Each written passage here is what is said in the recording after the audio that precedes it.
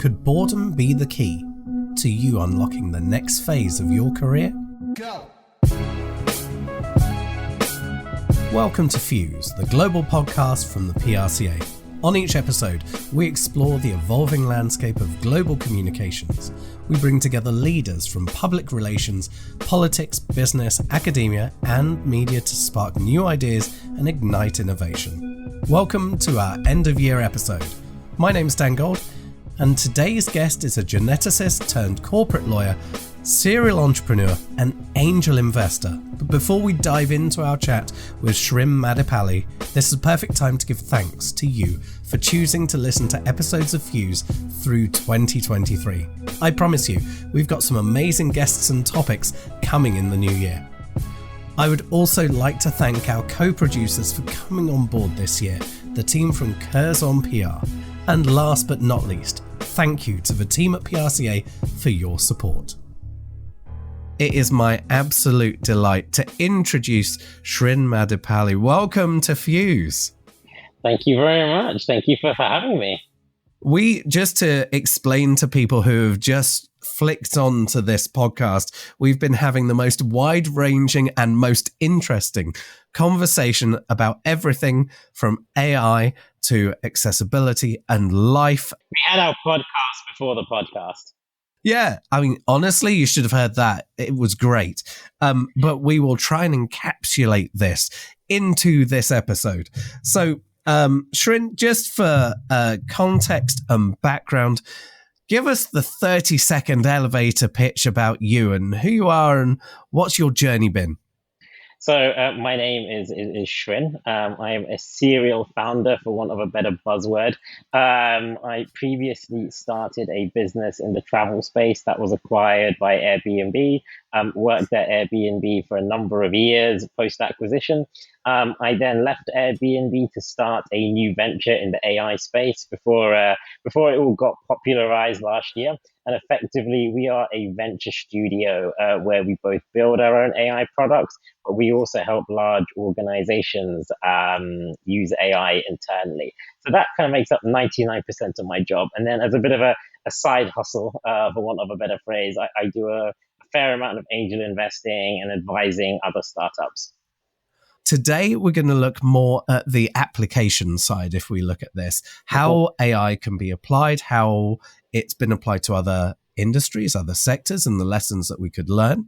And importantly to me, I'm interested in how you personally got into AI. And I think that is the bit where I'd really like to start, because your background isn't programming or technology. Yeah, it's quite a quirky background. So I actually started off as an undergrad doing genetics and biochemistry, thinking that I would work in labs. As much as I enjoyed science, I didn't actually enjoy working in labs.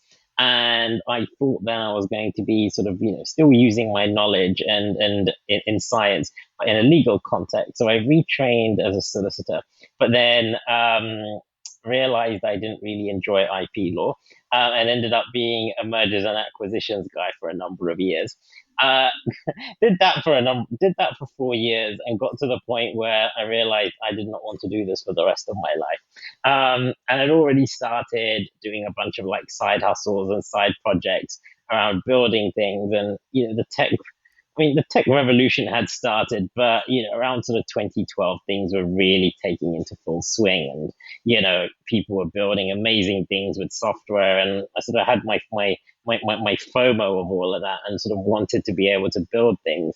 So essentially, kind of retrained as a coder. So done lots of videos online, lots of friends taught me, and effectively got to the point of being a self-taught freelance web developer. And so sort of my world into tech just came through multiple zigzags without any real sense of direction. Do you have that sense, or is there something in your personality where you're a bit like a sponge? You pick up these little nuggets of information and then you'll go, oh, I want to dig into that. And that really deeply interests me. And it's like, okay, I've got a bit of this interest, but now this over here also interests me. And it's like that constant learning journey, that constant adding to the skill set, not for necessarily a purpose for an outcome, but because you're just deeply interested And it just ends up with me going sometimes down massive rabbit holes where I'm way too far in before I know it. So yeah, something will pick my interest, and rather like without consciously doing it, I will just chase it down a hole. Mhm. And sometimes I would just keep on, keep on, keep on, keep on, keep on. And then I'm so far into it. It's like, actually, do you know what? Let's just double down on it. And I think that has happened to me multiple times in my career. And it's happening to me at the moment. Like AI was just something I was curious about 3, 4 years ago. I was doing bits of it. We're exploring a few projects towards the end of my time at Airbnb. I had, because I was living out in the Bay Area when I worked in at Airbnb, it was something that lots of very smart people worked in. And so it just became something you kind of, get interested in and then burrow down the hole. I've got that thing about being surrounded by brilliant people, not just to use them as a resource of information, but just as much as being an inspiration. See, well, they're taking this bit of technology or this idea, or they've got this problem, and this is the journey that they've gone on. And I have always found that inspiring. And it's like, not what can I do with it, but maybe I can just put that into the brain and just use that as an ethos for going, okay, well, this is a way to move forwards. This is a problem solver's world. Yeah, and it's something that I love, and I find that more motivating. I think that the standard linear career of doing one thing and then extrapolating that for the next 30, 40 years within the same domain, like, it's just never interested me. Like, well, if we're chatting again in 10 years' time, like, I don't know, who knows what I'll be doing. And I actually quite enjoy that, enjoy that sensation that actually I have no clue what I'll be doing in 10 years. Studying to do anything in law is not the easiest thing. Studying to work your way through the principles behind AI, along with developing and coding and that tech space, two very different things. They both require discipline, though. Is there something within you which has that focus, which goes, I can't let this go yet, and I want to get that little bit deeper? No, I think it's persistent boredom. It's the boredom of whatever came previously that sort of acts as the fuel of propulsion of whatever one learns going forward. Yeah, no, that's the thing. I hate silence, and it doesn't necessarily need to be the noise in a room. It could be my brain. If there's silence, it's like I have this need to move forwards, that need to learn, that need to be curious, have that scratch itched. Exactly, and whatever sort of new thing I've sort of ventured into, there's always been a core thing that has brought me into it. Because think, oh, there's a problem. Let me see if I can cobble something together, and then that has then taken to the next step, then the next step, and then the next step. And so, actually, rather than it sort of being the discipline to keep going, it's more just making sure that you have lots of small wins in whatever you do that's new to kind of keep you sort of motivated to carry on. So when it comes to the AI, and we'll talk, globally about AI in terms of the opportunity that it brings. When you first looked at it and you went, wow, it could be dot. What was the dot that scratched the itch for you? So in 2019, I'd been seeing a bunch of things online about some of these capabilities. And as mentioned, there was various folks at Airbnb working on interesting things in this domain. But the real kind of the penny drop moment happened in 2020 when OpenAI first released GPT-3. So this was kind of the oh my goodness moment where it was like, what on earth is this doing? This is just unreal. And it was that feeling that we are at the start of something very transformational, albeit GPT-3 in the summer of 2020 was, felt like generations behind on what they're releasing now. But this felt like an area where, okay, I need to know more about it. I want to be able to build things on top of this. And I feel that there are are going to be so many interesting problems that could be solved. Like, I think the moment I had was probably similar to the way I hear people describing when they first came across the internet in the late 90s. It's like, whoa, this is something that could completely change everything. And so that for me, like, it'd been building up for a while, but that penny drop moment happened in the summer of 2020. Probably also helped that we're all locked up sitting at home with nothing else to do all day. And so, yeah, when you see these things drop online and you see their initial capabilities, it was like, all right, we got to do something in here. So when it comes to trusted resources about AI and trusted information, we have some challenges. There are people who are, absolutely against it. It's going to be the ruination of the world. It's going to be toxic. And then you've got that next section where we've got to regulate it, but let's see where it goes. Then we've got that potentially Wild West space to the far other side, and then another space between those two, which is the creative investigation of, well, let's see where we could go, but let's have a line. Where on that spectrum would you say you are, and where did you find the trusted resources for that? So in terms of trusted resources, I think just because like I've worked in tech for a while, you kind of know which organizations are doing interesting things. You follow them on Twitter or X as we now call it, and you kind of I guess you are just in those information loops of people in the know and people that you take a high trust signal from as knowing what they are doing. So that generally is is my information feed of like, okay, this is serious or not. Then in terms of the spectrum, I probably my natural instinct is to be more on the creative sort of let's see where this kind of goes type of side. Is it going to be disruptive? Of course it is. I think any technological paradigm shift is going to turn things on their head. But I think it doesn't have to be for the bad. I think it's going to be a mix, right? Like with any new technology, if we take like the internet as an example, like there are lots of amazing things on the internet. You and I are having this conversation on different sides of the world, and we've probably become better people, hopefully, or learned more things because of the internet. But then equally, like people do horrible, vile things on it. And I think you're going to have that same sort of dichotomy in an AI world. Some people will use it, hopefully, most people will use it to do wonderful things that make the world a better place. But inevitably, yeah, there are going to be bad actors. But I see that less as a technology thing. That's just unfortunately, like I think more something a reflection on the human condition. Yeah, it's just another platform for humans to either be good or at the other end. Yeah, It's just what has always happened. except that it will be done in different ways, and I think those different ways of behaving well or behaving bad will be unsettling. But I think humanity has coped with unsettling transformational changes before. Like I believe we will cope with this one and find a new reality, or at least a new reality till something new gets made or created or developed. All you have to do is go into history and look at how there was initially resistance to, railways and trains, and there was resistance to, other technologies that emerged that disrupted, and it's often the fear around disruption. Yeah, and a lot of vested interests are going to get uprooted, right? And I think, and I get it. Like it's a highly, if you've got a vested interest in the status quo, it's a very natural reaction to want to hold on to it.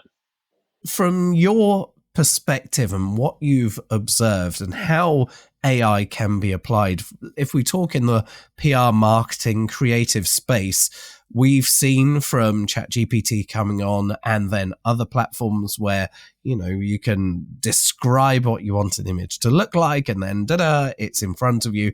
And then you can modify with requests to then really fine tune to what you want to get. And then Adobe with their integration of AI into their generative space has really made a change there. And it's made a change in the sense that people without those advanced skills now have more access to do more advanced things. So it's removed a barrier.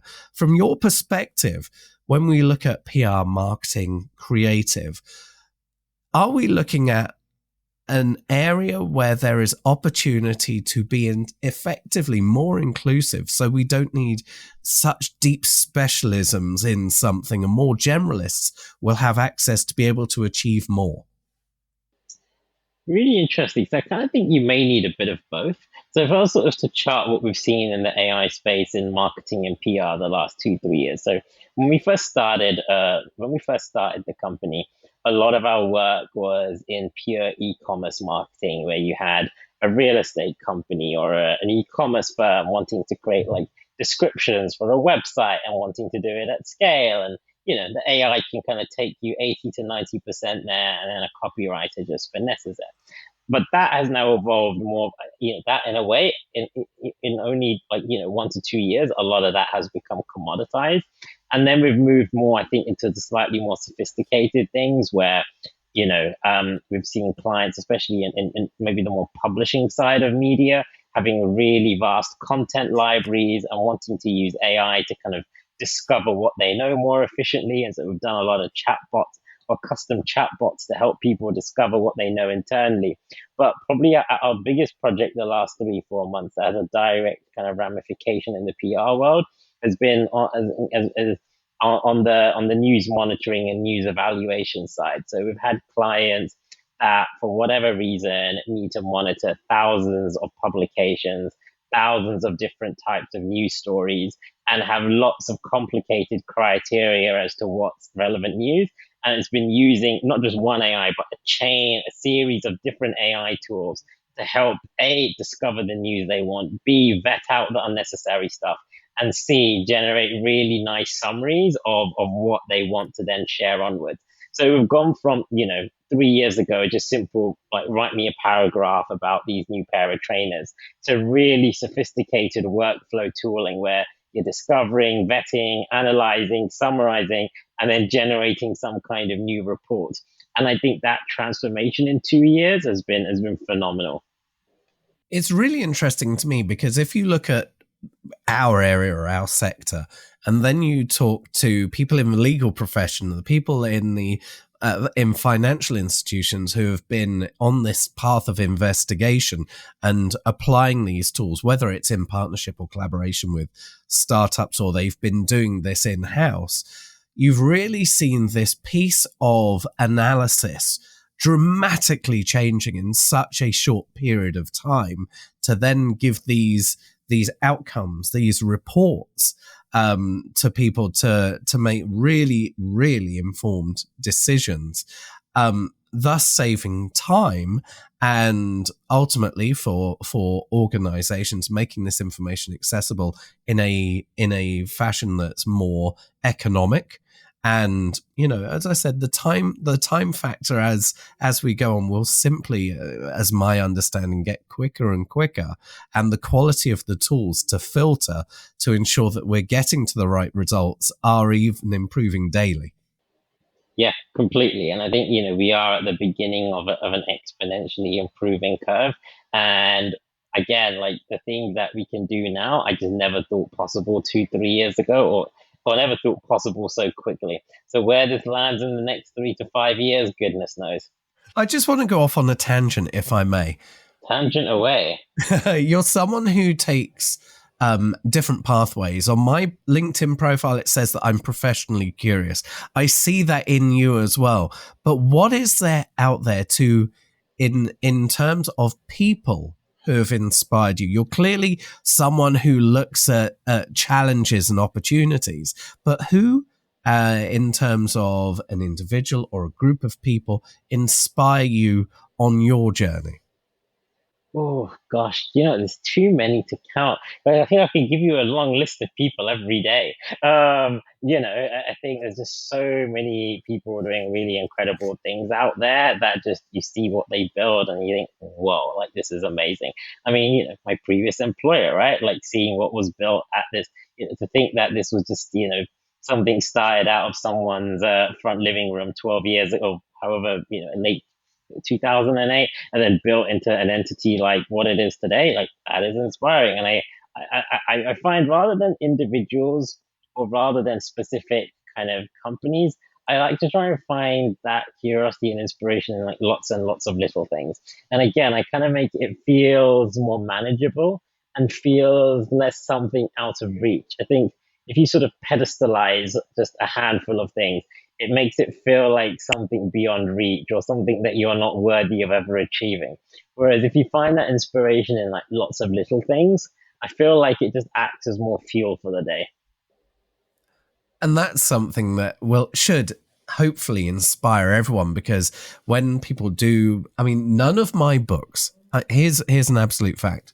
None of my books put anyone on a pedestal. They're about studying a movement or looking at achievements that were done collectively, and it was never something done on purpose, but it was that demonstration of how collectively people can move forwards, and people together can make things better for more people, if that makes Yeah, sense. and I think when you sort of get the inspiration from lots and lots and lots of people, I think you also then see that like actually, that old saying like, never speak to your heroes, right? In the sense that like actually because people are flawed and actually whatever good things people do, there probably are some not so good things to them. And it's human nature. And I find like finding lots of little things and lots of people also means that I think maybe more accepting that, nobody's perfect. And actually, it isn't, we aren't opening ourselves up for disappointment if we find that one single source of inspiration may not be the person that we want them to be.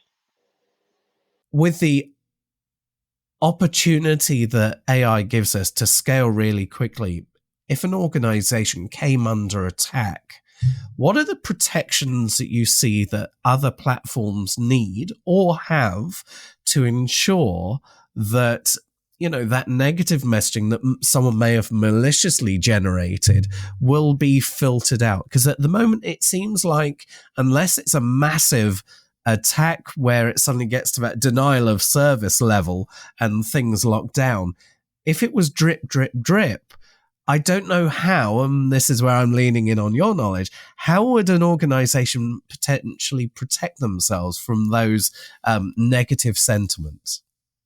So I think the honest answer, I think, is going to be very difficult in the foreseeable future. And I think the best example is probably going to be next year, 2024.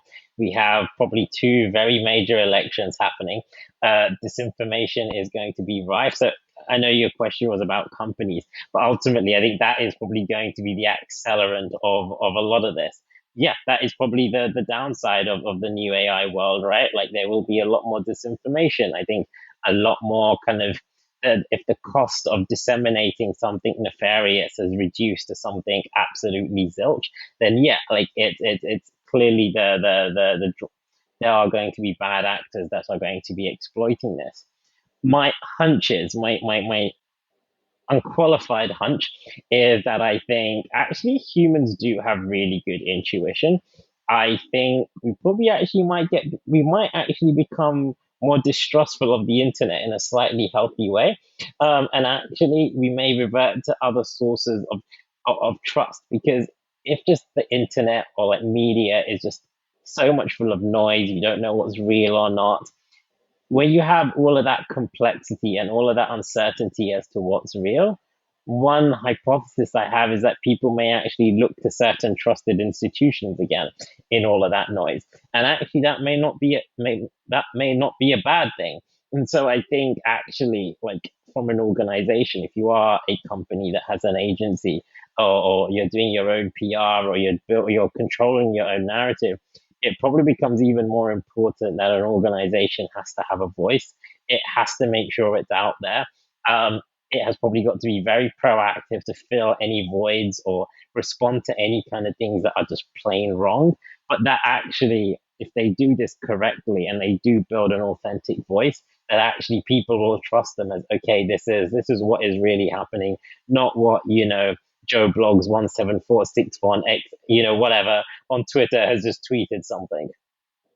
Do you think that we all know that media literacy is important so that we can critically question what is the material in front of us, and the most important question, why is it in front of us in this form? Do you think that at the moment, and I don't know what Snopes or other organizations use in terms of tooling, but do you think that we will see an evolution of AI tools to battle malicious AI tools? Are we getting to Skynet? I mean, whether it's Skynet, but I can definitely see. I mean, again, if we take an early analogy of the internet, a fraudster uses the internet to steal card details, but then someone equally uses the internet to build antivirus software and or other kind of defense tools against those things. So I think, yeah, to take your previous question further, organizations, yes, building their own trusted voices and being better at responding to a world where they may have to kind of answer the ridiculous is one thing. But as you said, secondly, we probably are going to be better-ish tools out there that can, maybe flag that, look, this might be kind of synthetically generated, or this has got some kind of element of automation behind it. The reason I sort of hesitate in jumping to that conclusion initially is that a lot of these AIs are based upon human content. Like they sound real because they've been trained on things that are real. And at the moment, I don't know as to I would need to see the proof in the pudding of an AI tool that can genuinely, like, identify reliably that something is AI generated. And again, to tangent the tangent here, a side role I have is as an adjunct professor at Manchester Business School, where I help teach one of the classes on venture capital and private equity. And yeah, like some of my colleagues are thinking about this, right? Like, how do we know if a student has written a report on ChatGPT? And like, again, some people will think, oh, I'll just put it through this tool and it will tell me this. But I'm not as convinced as to whether what's out there can actually weed out and identify whether something is AI generated, because the AI generated content by its very design is there to sound human. Well, let's face it, if it's going to be one of these things where it's machines versus machines and one trying to outdo the other one, Michael Bay will guaranteed make a film of it. Totally. But in a way, like if you take that line of thinking further, if it's machine versus machine, like the natural endpoint is that they sort of cancel each other out. And do you sort of have like a go back to first principles where, actually trust, we struggle to find information, trust in sort of, online platforms. And actually, we only really trust what's in front of our eyes or with the people that we directly know. I don't know, it's so many different ways this could all take. And one of the most bizarre moments, and I rarely cite politicians, and I rarely cite Donald Trump in anything, but that moment when he said, maybe we should just pick up the phone and use paper and pen. I don't know. Maybe there's a thing, but exactly. And you just never know where this is all going. But what I do feel is that all these things, in a way, the best way for technology to be used for good is if people are building good things on it, right? Like actually, like the bad actors become the minority because actually a lot of people have adopted it to do good things. Yeah, and as a human race, we have to be working from the principle that the majority of people are trying to do good things are not bad actors trying to take advantage of other people. They may do it in different ways, but I think the bad actors are more likely to kind of adopt a platform if they see no one else is adopting it. And so I think, in a way, don't leave a void. That's the key to this. Don't leave a void. Exactly. Yeah. And I'm certainly saying that from a biased viewpoint as someone that builds things in this domain. But I think that's why we built the company, right? Like if people are building good products in this domain, I think that ends up squeezing out the bad. Yeah. No, I think that's not only a good, solid principle, but a way to move forwards. I'd like to ask you a slightly different question. We often speak to people who are starting agencies or who have gone into their agency and they've followed a relatively traditional model, but what they've done is they've gone for a niche, a specific sector, and they've gone and done that sector incredibly well. Do you think that there is more opportunity on the horizon for this integration of people with tech backgrounds being a core part of the establishment of a Marcoms agency, let's say, to bring those tools closer rather than an agency going, well, I'm going to go and buy this off the shelf thing, but actually look at this differently in a disruptive way to integrate building their the tech. own capabilities. Yeah. And for whatever reason, it seems to be slower, I think, in the PR world and in the comms world. I think that's happened maybe more on the sort of the top line, big agency marketing side, but less so, I think, on the PR side. And honestly, I don't know why that is the case. I think the people I've spoken into this domain have traditionally just waited for products to come on a shelf and they just buy something that works for them. And traditionally, there hasn't been much of a culture of like co-developing or commissioning the build out of something that solves an internal problem.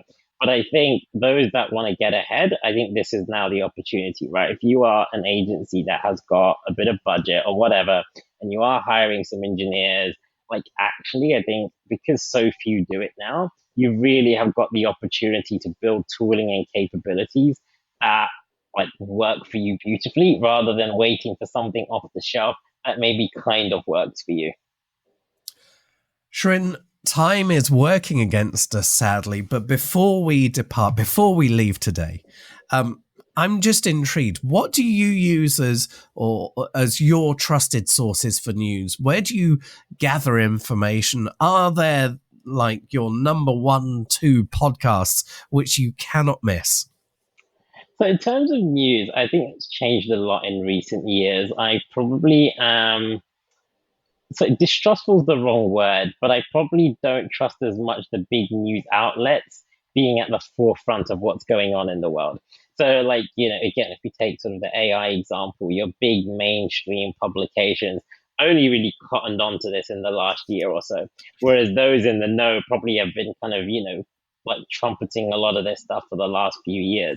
And so what I find actually is just better sources of information. Now, I have just lots and lots of curated lists on Twitter for different subject matters, whether it be tech, culture, politics, you name it. I've just got lots and lots of like curated Twitter lists from other people that I trust or the opinions I respect. And I find that kind of distributed news input from lots of sources, both stuff I disagree with and stuff I agree with, has actually been, I think, a better insight into the way the world is going than maybe kind of reading like maybe the kind of the age-old publications that have the reputations that they do.